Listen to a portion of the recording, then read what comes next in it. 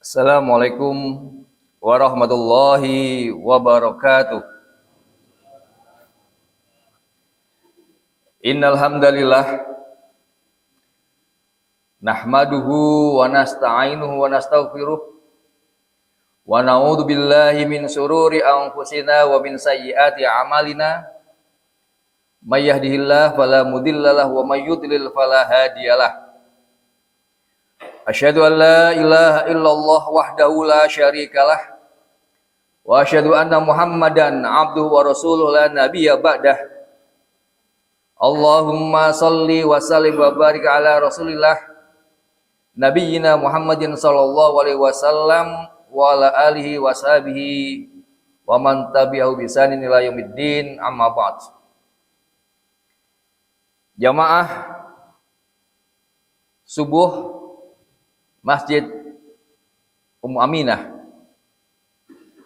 yang dirahmati Allah, marilah di pagi yang penuh berkah ini senantiasa kita memanjatkan puja dan puji syukur kehadirat Allah Subhanahu wa taala, di mana nikmat-nikmat Allah telah kita terima yang begitu banyak, dan yang terpenting adalah nikmat iman, Islam, serta ihsan. Sehingga kita bisa menunaikan kewajiban-kewajiban kita, diantaranya adalah sholat subuh berjamaah. Kemudian salawat dan salam tercurah selalu kepada junjungan kita, Nabi terakhir, Nabi yang agung, Muhammad sallallahu alaihi wasallam, beserta keluarganya dan para sahabat-sahabatnya, dan semoga kita semuanya menjadi pengikutnya yang insya Allah melaksanakan sunnah-sunnahnya sampai akhir hayat kita masing-masing. Allahumma amin. Bapak Ibu yang dirahmati Allah, ini baru pertama kali saya bertatap muka dengan Bapak Ibu. Mungkin ada yang sudah kenal dan ada yang belum. Oleh karena itu mungkin dalam waktu yang singkat ini kenalan dulu agar supaya nanti siapa sih gitu ya. Karena banyak orang yang kalau ketemu saya pertama sekali tanya, "Pak, dari mana, Pak?" Dari sini, "Ah, enggak, Bapak dari Jakarta kayaknya." Jadi kayaknya logat itu dianggap saya orang Jakarta, padahal ya seperti ini logat saya dari dulu. Karena apa? Kejadiannya itu di pesantren dulu tidak boleh pakai bahasa Jawa. Akhirnya bahasa Indonesia terus. Terus pernah tinggal di Jakarta, jadi orang Jakarta, jadi KTP Jakarta. Terus kemudian, ya saya juga ke Jakarta ini, waktu itu konsultasinya sama siapa? Sama Ustadz Nurhozin. Sebagai kakak senior dulu kan gitu ya. Nah kemudian ke Sumatera juga. 14 tahun saya di Sumatera. Dan saya juga konsultasinya sama Ustadz Nurhozin, Ustadz saya ada tawaran menjadi pimpinan pesantren di Sumatera. Bismillah, gitu ya. Nah ini kembali ke sini tahun 2014. Jadi kayaknya orang lama tapi baru, dan orang baru tapi lama, gitu ya. Dan mungkin orang nggak percaya kalau saya itu asli lahir di Panjangwetan, Pak. Gang 6, petik sini tok nyebrang. Inilah kenalan singkat sehingga nanti sopo sih gitu ya. Nah bahasa Jawanya juga angel, Pak. Kalau suruh ngasih sambutan bahasa Jawa, aduh ya Allah, nek bisa juga ngomong bahasa Jawa sih yo. Bukan apa-apa, takut kalau salah. Karena pernah dulu waktu pas saya mencoba untuk bahasa Jawa dengan bapak saya, itu ditabui pakai gamelan karo mbak-mbakku, Pak. Neng nong neng guming gitu. Yang kedua, saya ingin pakai bahasa Jawa supaya saya menghormati orang tua saya. Ngomong bahasa Jawa nih jobo ke jadi jobi. Pak ini toh Pak neng jobi, Pak. Lu kan diguyu wong gitu ya. Karena bukan Jawi gitu kan nggih. Tapi saya bilangnya jobi karena bahasa Jawa itu di ikan aja lah gitu. Dan pundi gitu nggih.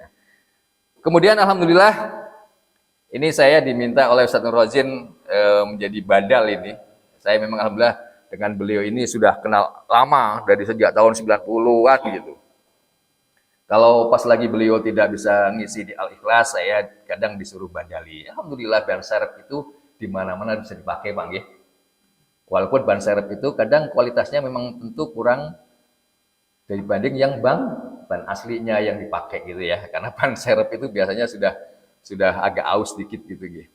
Tapi bersyukur bahwa tadi saya ketemu dengan Bapak di sini, saya tanya, gimana Pak sehat? Alhamdulillah sehatnya orang tua. Tapi kita bersyukur karena dulu pernah kita sudah muda, pernah kita sehat, yang luar biasa, prima, kemudian gesit. Nah sekarang kita nikmati sajalah bagaimana keadaan kita sampai ke depan, mudah-mudahan nanti mendapatkan husnul khotimah di dalam akhir hayat kita. Allahumma amin. Kemudian pada hari ini saya ingin menyampaikan akhlak yang buruk berdaya rusak berat. Ini memang saya tidak spesialis seperti Ustadz Najmuddin. Beliau itu lebih titik beratnya kepada akidah, pada syariah, seperti juga Ustadz Nurhozin. Tapi saya lebih banyak ke akhlak karena lebih banyak ke praktisnya. Jadi mimpin pesantren itu adalah bagaimana menjaga perilaku santri-santri. Kemudian ketika di Kementerian Agama, saya juga diminta untuk menjadi partner dari LPPAR, Lembaga Perlindungan Anak dan Perempuan. Itu isinya juga masalah moralitas. Jadi ya Allah berikan, kok saya ini lebih banyak menangani masalah-masalah akhlak. Mudah-mudahan saya juga berakhlak Pak ya. Kita semua berakhlak dengan akhlak yang mulia. Allahumma amin. Dan memang akhlak ini kadangan tidak menjadi enak. Karena apa? Menyangkut masalah pribadi seseorang atau kelompok atau juga masalah sifat, perilaku behavior kita. Manusia itu ada behavior yang muncul kadang tanpa disadari atau disadari. Itu kalau kita sampaikan sesuatu kadang diterimanya tidak bagus. Kalau akidah taruhlah itu masih bisa perdebatan, masih bisa diskusi, tapi kalau benar syariah juga demikian, hukum itu masih bisa dialogkan.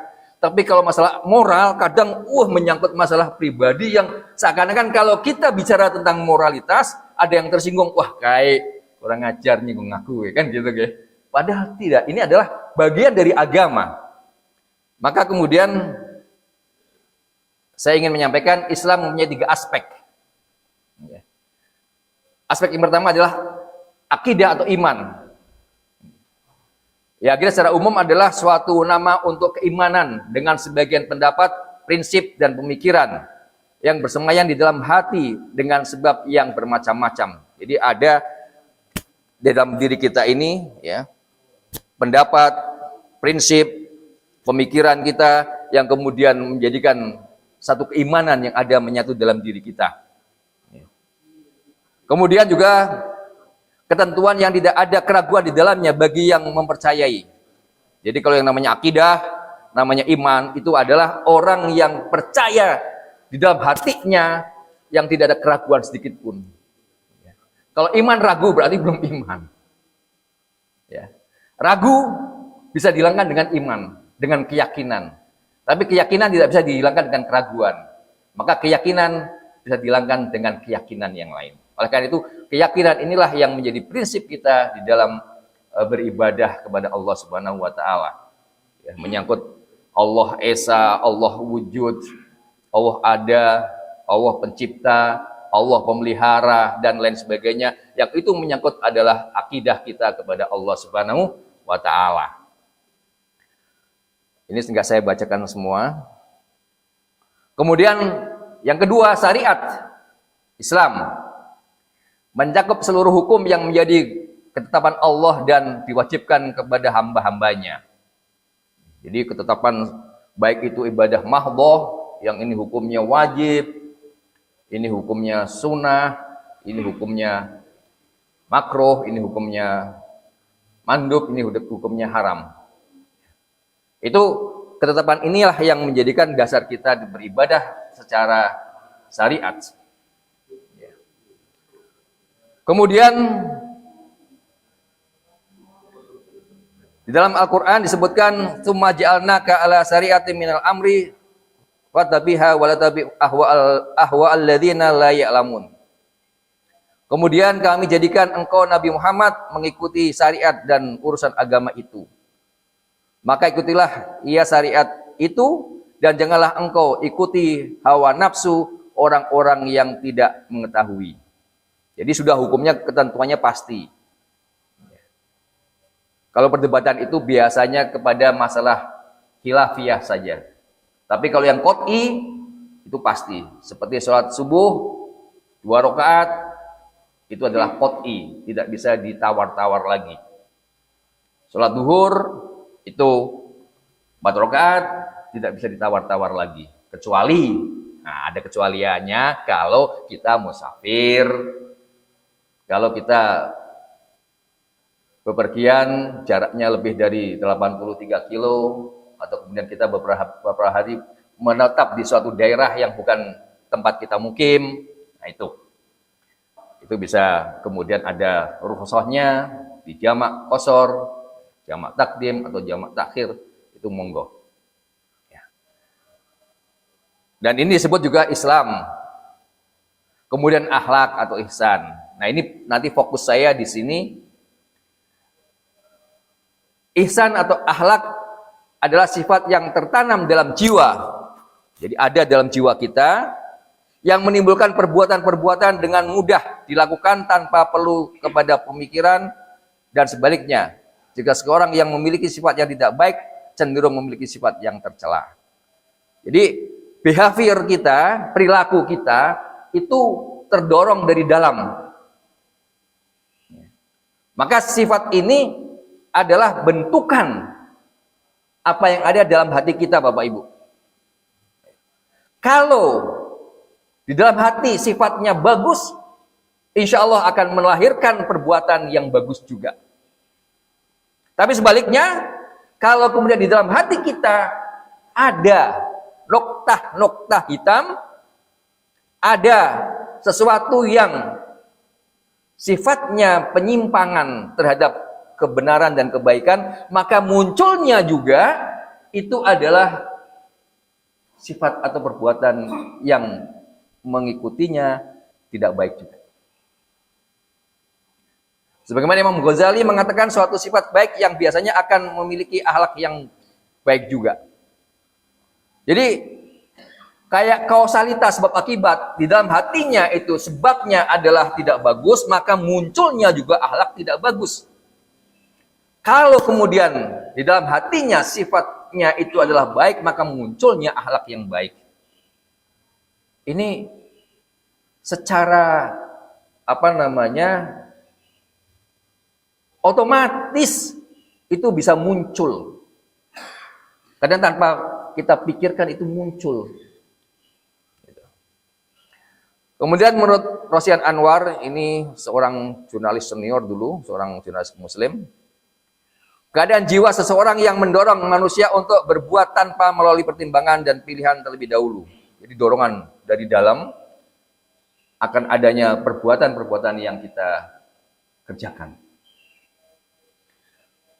Kemudian akhlak menempati posisi yang sangat penting dalam Islam, sehingga setiap aspek dari ajaran agama ini selalu berorientasi pada pembentukan dan pembinaan akhlak yang mulia, yang disebut akhlakul karimah.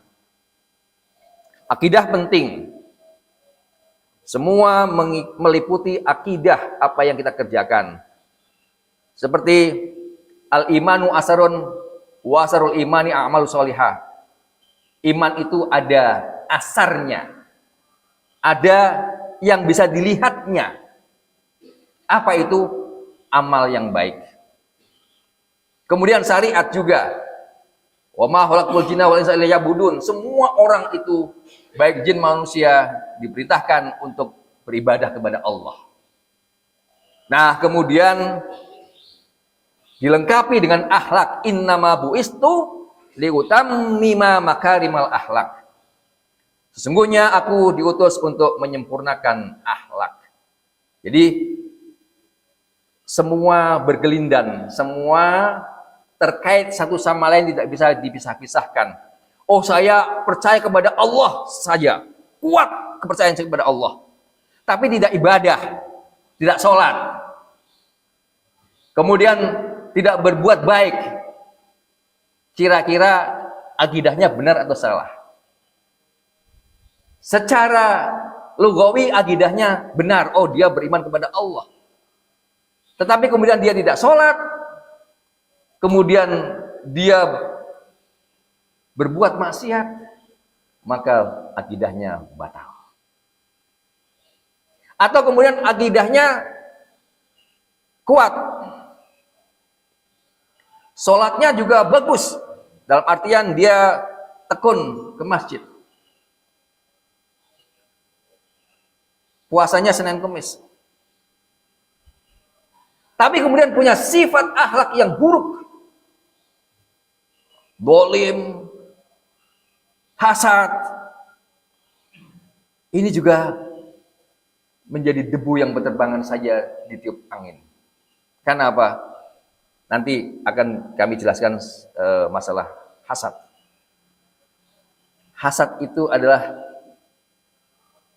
satu sifat kita iri terhadap seseorang, yang iri itu menyajikan semua amal ibadah kita, kebaikan-kebaikan kita hilang. Jadi nggak bisa dihindarkan satu sama lain, selalu semuanya terkait satu sama lain. Akidah, syariat, atau iman, Islam, akhlak atau ihsan, itu semuanya satu kesatuan yang tidak bisa dipisahkan. Bapak Ibu yang dirahmati Allah, inilah korelasi antara akidah, iman, syariat, Islam, akhlak atau ihsan. Ini ada hadis yang panjang yang diriwayatkan oleh Muslim dari Umar bin Khattab radhiyallahu an, baina manahnu julus dan sebagainya, itu sampai wahbirni anil Islam. Rasulullah menjawab, al-Islamu antasyhadu bi anna Allah la ilaha illallah wa anna Muhammadar Rasulullah, sampai selesai. Terus sodakta, kemudian dibenarkan itu oleh orang yang bertanya. Kemudian bertanya lagi, wahbirni anil iman. Iman itu antum mina billah, itu sebagainya sampai selesai. Kemudian wahbirni anil ihsan. Anta ubudallah ka'annaka tarahu wa in lam takun tarahu fa innahu yaraka. Rawahu Muslim. Jadi ternyata itu malaikat setelah orang itu pergi bertanya kepada Rasulullah, kemudian dia membenarkan apa yang dia tanyakan yang dijawab oleh Rasulullah, maka kemudian beliau meninggalkan Rasulullah dan para sahabat. Ternyata kata Rasulullah, ketahuilah bahwa itu adalah malaikat Jibril datang kepada kita untuk mengajari agama kalian. Rasulullah bersabda, beribadah kepada Allah seolah-olah Anda melihatnya. Jadi ketika kita beribadah kepada Allah, baik itu mahdoh maupun ghairu mahdoh, yang sholat, kemudian juga hal-hal yang lain yang sifatnya sosial, itu kita melakukannya seakan-akan kita berhadapan dengan Allah. Dan kita nggak akan dapat melihatnya, tapi ingatlah bahwa Allah melihat kita. Jadi segalanya itu kita niatkan dalam hati karena Allah. Baik itu ibadah mahdhah yang ada ketentuan-ketentuan yang sudah tertera, maupun yang ibadah-ibadah sunnah lainnya yang itu mungkin tidak orang lihat atau tidak ada yang tahu. Tapi Allah tahu, pasti itu. Gak mungkin kita akan luput dari perhatian Allah. Kalau seandainya Allah luput memperhatikan kita, itu bukan Tuhan namanya. Bukan Allah. Tapi Allah adalah semua meliputi perhatiannya kepada makhluk yang ada di alam semesta. Bapak Ibu yang dirahmati Allah, kemudian akhlak itu dibagi menjadi dua. Akhlakul karimah, terpuji atau mahmudah, dan akhlakul madmumah atau tercela. Kenapa saya kemudian memulai dulu dengan akhlakul madmumah? Ya karena saya mencoba untuk tahalli biradail wa tajalli bil fadail. Kita hilangkan dulu dalam diri kita ini apa? Sifat-sifat buruk. Ini melekat semua ini. Orang itu punya sifat-sifat buruk itu. Nah, kita keluarkan dulu. Maka kita akan mencoba untuk mendalami masalah akhlak yang buruk dulu. Jadi kita kosongkan dulu akhlak-akhlak itu nanti dalam diri kita, kemudian kita masukkan nanti akhlak-akhlak yang karimah. Karena sifat dan tingkah laku yang buruk terhadap Allah serta sama manusia itu dan makhluk lain serta akhlak yang buruk menular. Segala bentuk akhlak yang buruk cenderung lebih cepat menyebar dan ditiru oleh orang-orang banyak daripada akhlak yang baik. Jadi kita coba cegah dulu. Jadi kalau kita berbicara tentang agama, kenapa la ilah dulu, kemudian ilallah. La ilah itu mengosongkan semua dulu ilah-ilah yang ada. Hilangkan dulu perasaan penghambaan, pengabdian kepada ilah yang kita anggap itu mempunyai kekuatan, mempunyai kekuasaan. Nah, baru kemudian ilallah kita tetapkan dalam hati kita, hanya Allah yang kita sembah. Jadi kita hilangkan dulu ilah-ilah yang ada ini di dalam hati kita, keyakinan-keyakinan yang lain di dalam hati kita, kemudian kita masukkan keyakinan hanya Allah. Satu-satunya zat yang wajib kita sembah dan kita patuhi. Karena apa? Dalam pepatah Arab dikatakan su'ul khulqi yu'di. Akhlak yang buruk itu menjalar. Cepat menularnya Bapak Ibu. Dibanding kita memberikan tausiah yang baik, itu kadang masuknya susah banget. Berkali-kali juga kadang masih belum bisa masuk. Tapi kalau lihat satu perbuatan yang buruk saja, wah semua cepat sekali menjalarnya. Contoh nih, kita ngadakan kalau Idul Fitri, ada silaturahmi, itu kadang yang datang se-RT itu dikit banget.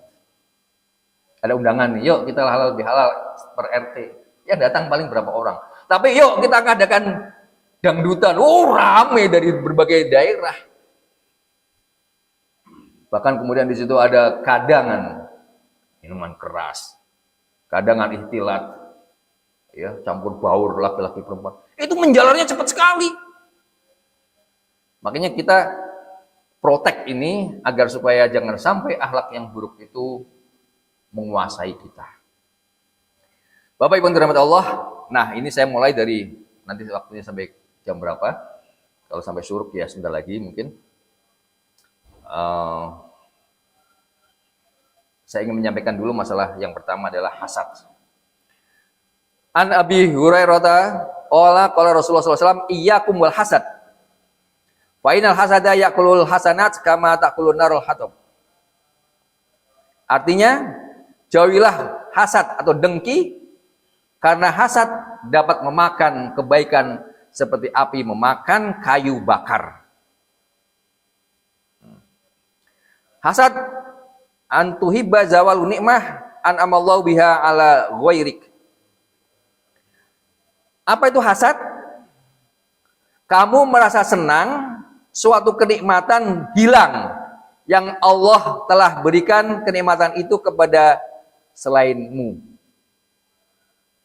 Jadi ada sifat, sikap, perasaan kita merasa senang kalau orang lain itu nggak dapat nikmat dari Allah. Wah, ini penyakit yang bahaya ini.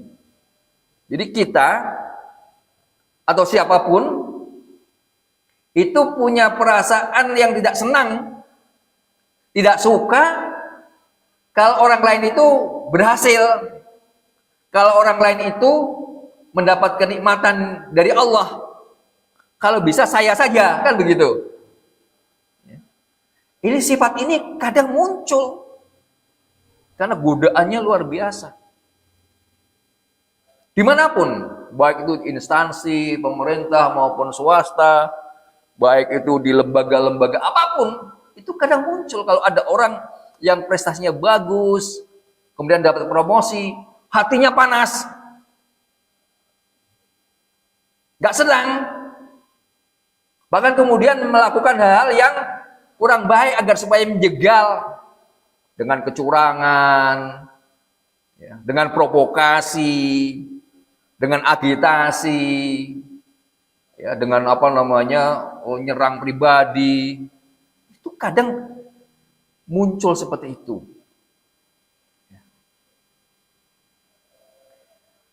Ini hati-hati terhadap perasaan seperti ini.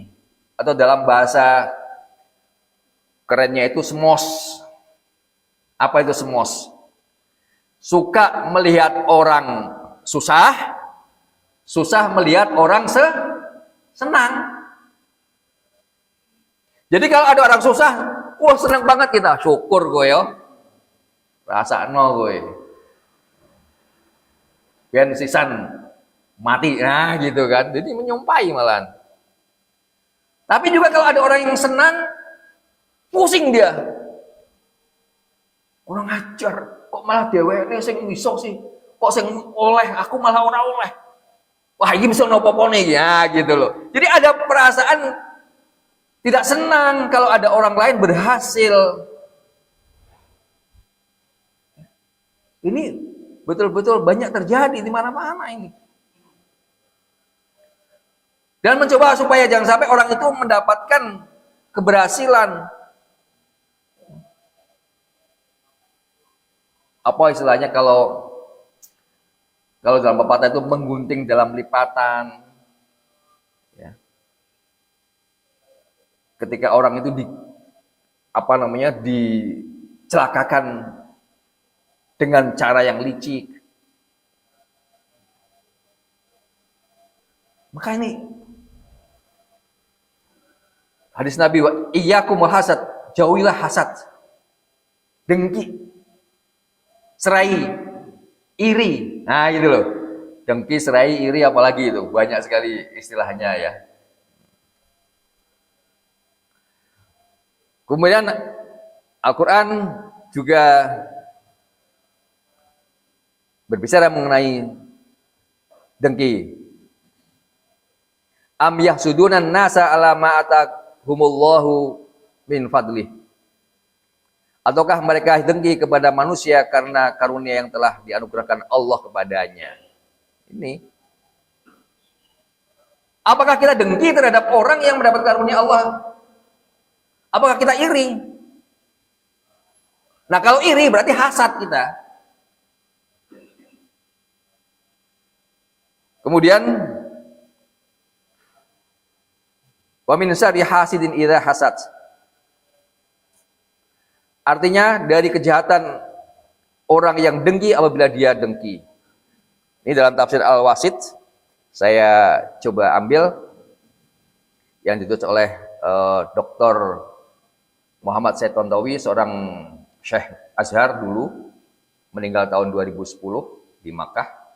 Dia seorang Syekh Azhar, Grand Syekhnya, mengarang kitab Tafsir Al-Wasit.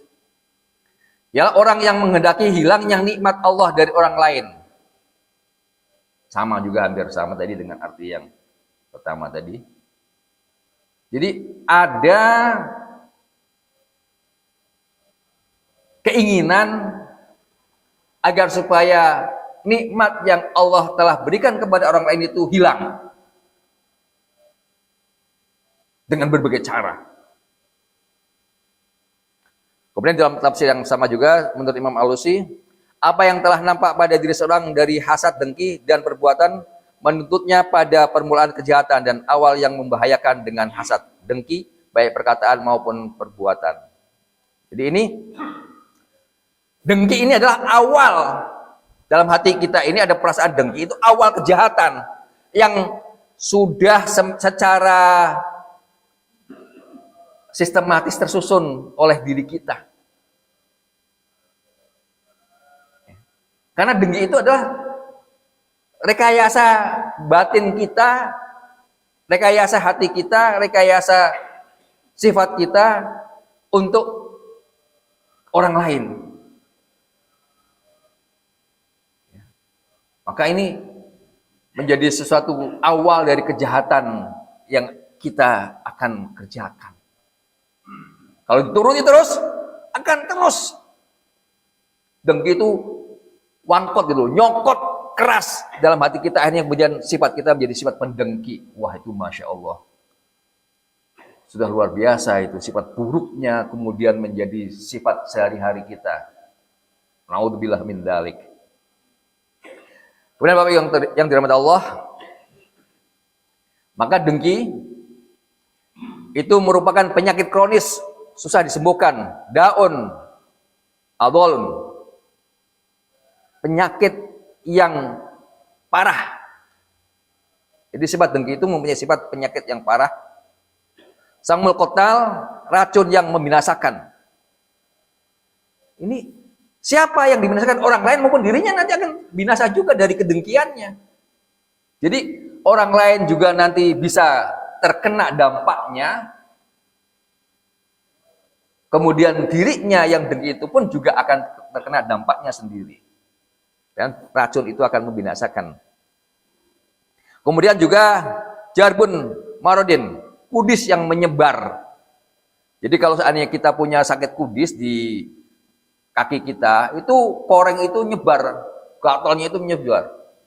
Bahkan bisa sampai seluruh tubuh kita. Kemudian dekasotin dua ikihi, banyak musibah. Maka kalau ada musibah ya yang bertubi-tubi, coba kita introspeksi. Jangan-jangan adanya kedengkian di antara masyarakat ini. Maka kita sadarkan. Jadi dengki itu nanti akan mendatangkan musibah yang luar biasa. Kemudian tas'ubu mawariduhu. Dengki itu turunannya banyak. Iri, kemudian tidak senang dengan orang yang berhasil, kemudian mencoba untuk menghalang-halanginya, mencoba untuk menjatuhkannya dengan berbagai macam trik, berbagai macam kelicikan, dan lain sebagainya. Maka kemudian dengki punya daya rusak yang hebat. Ini yang tadi saya sampaikan di dalam judul itu. Menimbulkan berbagai kejahatan. Dari dengki itu, orang kemudian saling bersaingnya tidak bagus. Kompetisinya tidak sehat. Saling menjatuhkan, saling menjegal. Saling merugikan. Kemudian bermacam-macam kesalahan. Apa saja itu kemudian menjadi, kalau orang yang dengan perasaan dengki, melihat orang lain itu salah aja. Melihat orang lain itu nggak benar semua. Kemudian membalikkan keadaan yang tadinya baik menjadi buruk, menjadi musibah.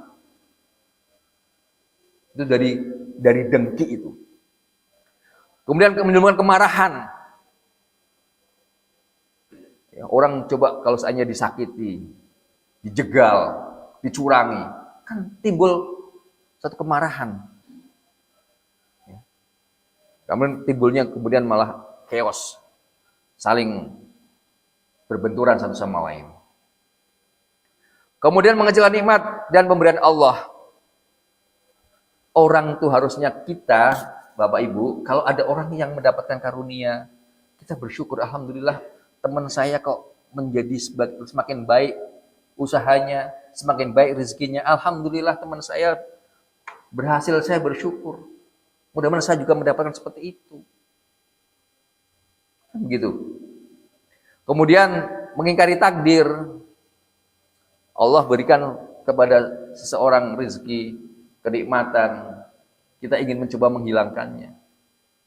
Padahal itu takdir Allah kepada orang tersebut diberikan nikmat yang luar biasa. Maka kemudian kita ingin menghilangkan takdir itu.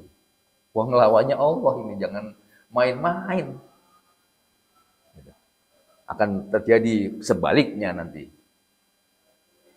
Menimbulkan halusinasi bahwa dengan kelicikan dan kasat kusuk bisa membalikkan keadaan. Dia mencoba berupaya sedemikian rupa, seakan-akan dia merasa ketika saya kemudian berbuat seperti ini, menjatuhkan lawan, gitu ya. itu akan bisa membalikkan keadaan saya nanti yang naik. Bisa jadi seperti itu, tapi kemudian lihat apa yang terjadi. Semuanya tetap dalam memori orang-orang bahwa orang tersebut adalah membalikkan situasi yang baik menjadi buruk. Kemudian terjatuh ke dalam kemaksiatan dan dosa. Kalau orang yang dengki itu, pinginnya itu ya sesuatu yang buruk. Maka kemudian jatuh kepada dosa. Ya, karena amal perbuatan buruk itu konsekuensinya adalah dosa. Kemudian memusnahkan kebaikan yang telah dikerjakan.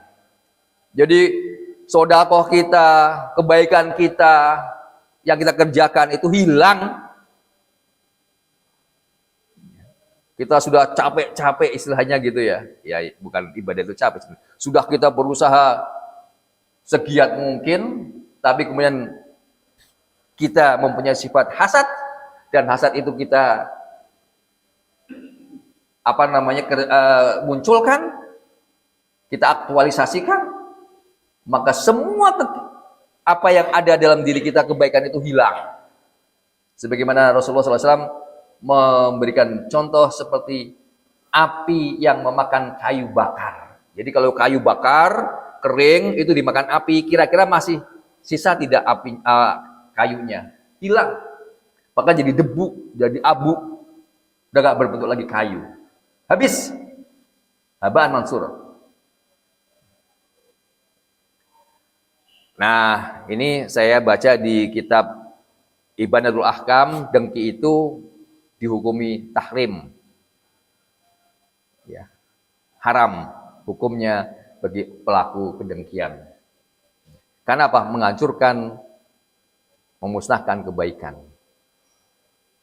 Pada hari ini, itu saja yang dapat saya sampaikan dulu. Nanti insya Allah, bila mana ada takdir Allah temukan lagi, akan saya bahas kepada yang lain. Dan terima kasih. Apabila ada hal-hal yang kurang berkenan di hati Bapak Ibu, saya mohon maaf. Dan pada Allah saya mohon ampun. Akhirnya marilah kita tutup dengan doa kafarah majelis. Subhanakallahumma wa bihamdika asyhadu an la ilaha illa anta astaghfiruka wa atubu ilaik. Billahi taufiq wal hidayah wal hukum. Wassalamualaikum warahmatullahi wabarakatuh.